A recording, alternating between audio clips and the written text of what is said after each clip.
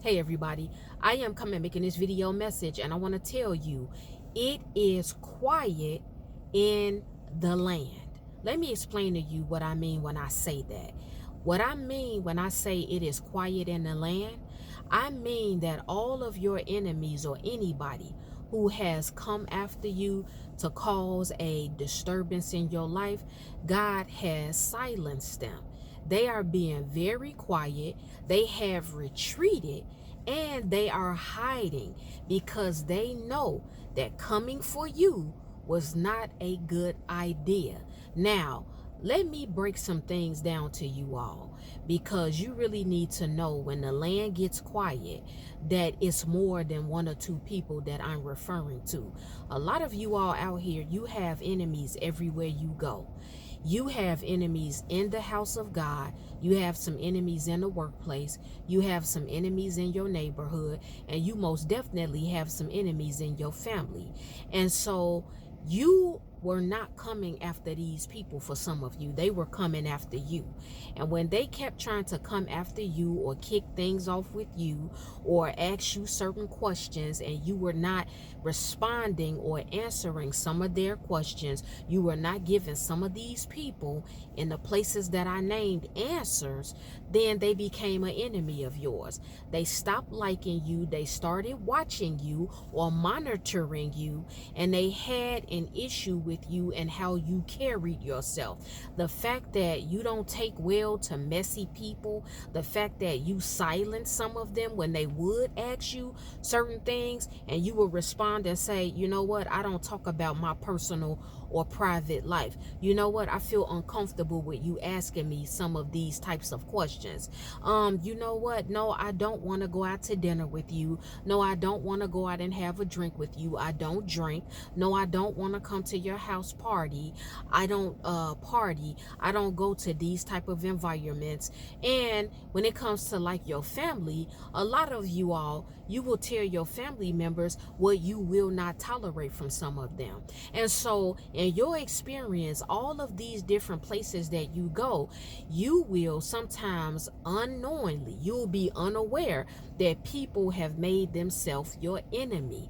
And then they will start doing certain things to you, and they will try to launch attacks towards you, either certain attacks that you know about and you see, or they'll try to do it behind your back and be low key with it. Whatever it is, when God takes over, a lot of these people are silent now.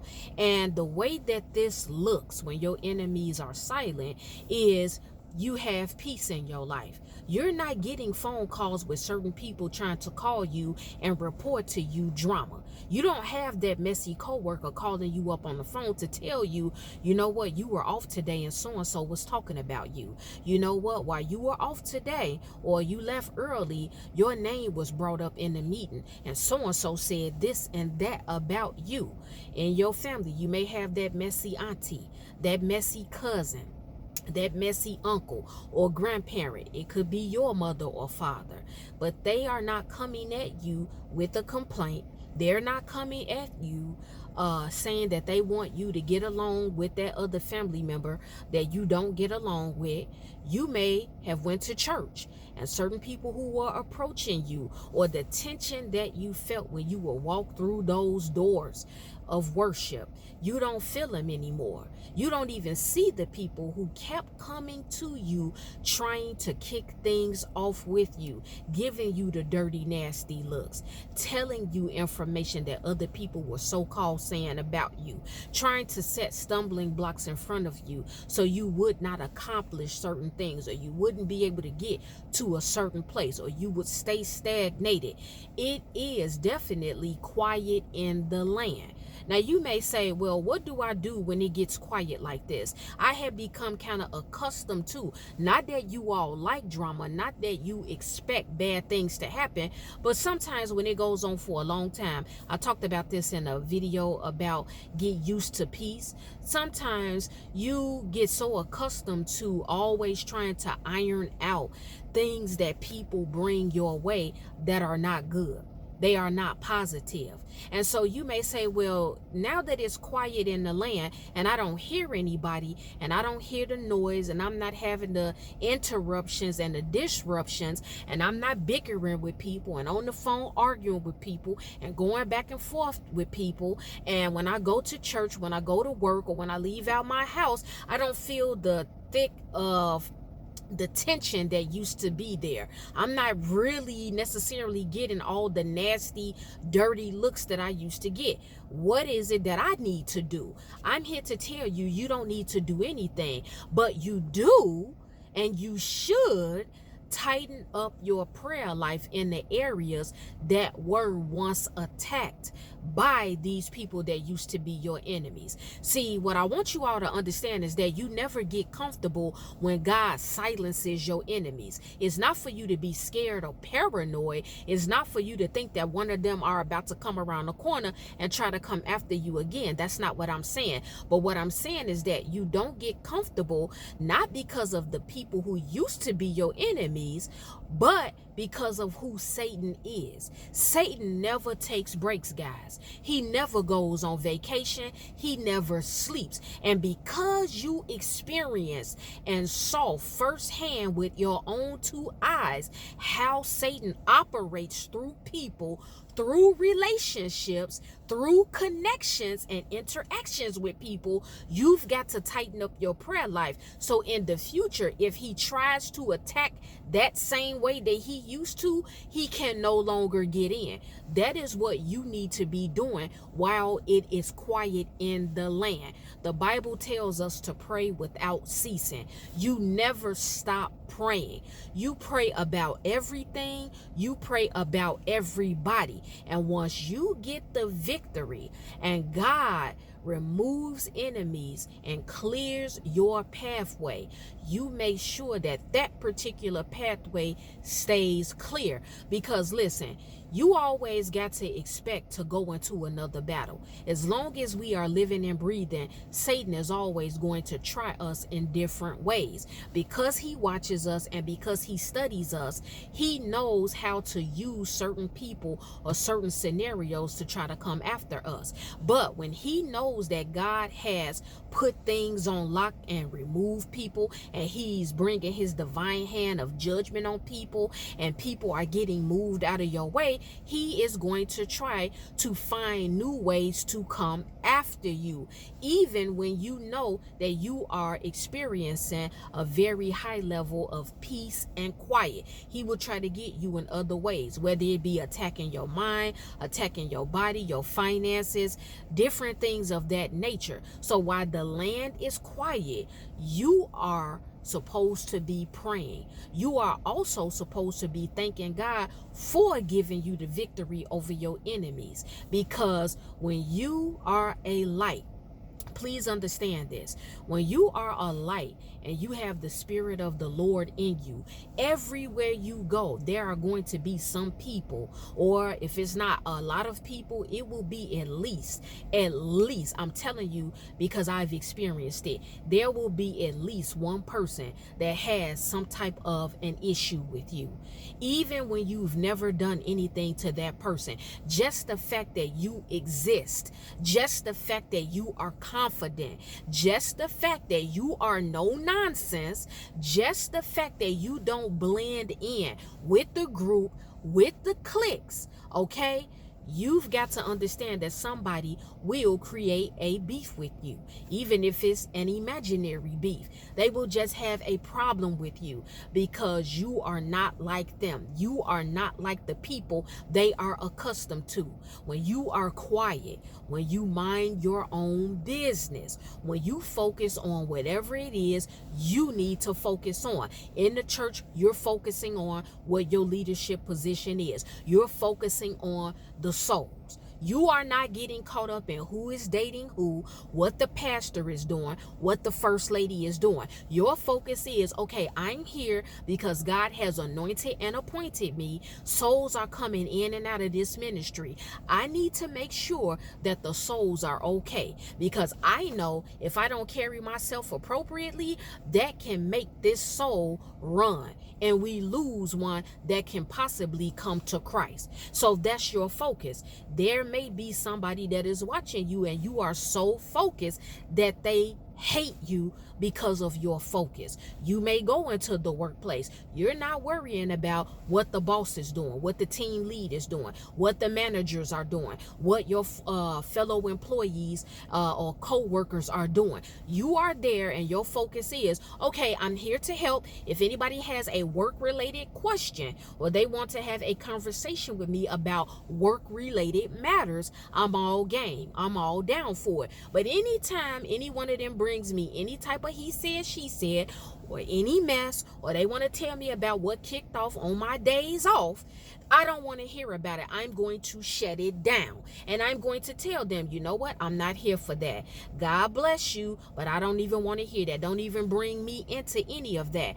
They will have an issue with you. And so you've always, everywhere you go, because you are always going to be watched by people, whether you know it or not, whether you like it or not, you got to tighten up your ends. Because when we are unaware, guys, let me just tell you, when we are unaware of the enemy's tactics, and when we are unaware of what is going on around us, a lot of things will happen. A lot of things can be at risk of happening. We thank the Lord in heaven for his grace, his mercy, and his protection, because even in our lack of knowledge, even in our ignorance, God is always covering us. God is always protecting us. And so we've got to thank God for that. But when you come into the knowledge of what the enemy has done through people, and they get quiet and you now are experiencing peace, you've got to tighten up the loose ends. What are the loose ends? The loose ends are, okay, I got attacked in my relationship. I got attacked in my friendship.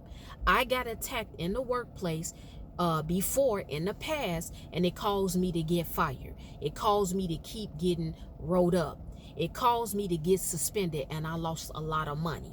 It caused me to lose my position in the church. It caused me to be looked at a certain way by fellow brothers and sisters in Christ. It caused me to have the police called on me in my neighborhood because I allowed this enemy in the neighborhood to keep coming after me and to keep saying certain things to me, and it got the best of me. I allowed my emotions to overwork me, and I made a fool out of myself. So the loose ends are you knowing and being aware of how in the past and the last attack that you experienced, or the last attacks that you've experienced, now you know to tighten up those ends. And you can say, okay, see, now I know how the enemy would operate with these people. But see, when I see it from jump, when I see it in the beginning, when I hear it, when I feel that tension, I know now how to move and act accordingly.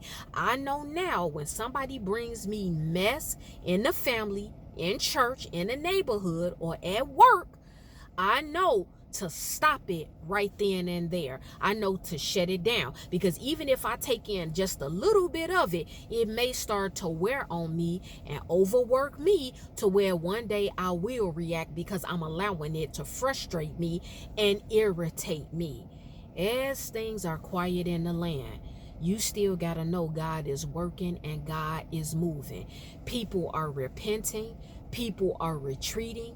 A lot of people are hiding now. A lot of people are being extremely quiet. They are being humbled. And so those who are accepting what God is doing, they will either change or they will grow worse and grow bitter, because they could not overtake you with all the mess they were launching and bringing towards you. But you continue to pray. You continue to be very mindful of the company you keep, who you allow to have access to you, or you have got to do something you've never done before. Because when you are fighting for your peace and you want to maintain it and keep it, I'm not saying other things will not come up. I'm not saying you won't experience certain things. Like I said, the devil is always busy. But to be attacked the same way repeatedly over and over and over again, you've got to make some drastic changes. If you had the same attacks coming towards you at your job, you may want to consider quitting that job. You may now want to consider, okay, I need to move somewhere else. You may want to consider, okay, I can't be around that family member. I can love them from a distance. If they need help, I give them the help. But see, I can't keep them around in the name of love and in the name of family. You guys catch my drift? I'm just throwing those things out as examples. But what I'm saying is that while it is quiet in the land, I'm going to keep repeating that, because a lot of people, they don't understand what that means. They don't really understand. They don't catch on until after the fact, or if somebody else comes to tell them, when it's very quiet. People don't get it. They will go through so many different traumatic and humiliating, humbling, and just aggressive, negative scenarios and situations and circumstances. So when they finally get to a place where, you know what, things are picking up for me now, I'm moving forward now, things are flourishing now, I don't feel the way that I used to feel. I feel more upbeat. I feel more energetic. I am more joyful now. I am happier. You still need to do your part, and you never stop. You never stop praying. You never stop seeking God. You never stop praying and asking God to continuously protect you from your enemies. That's the video message. Well, guys, it's time for me to go because I have some other things to do. The Lord willing, I will be back with another video message. If any one of you have taken offense to anything I spoke about in this video, it's okay. It's all right. I am not worried about it. I am not concerned, because I know you will forgive me in the morning.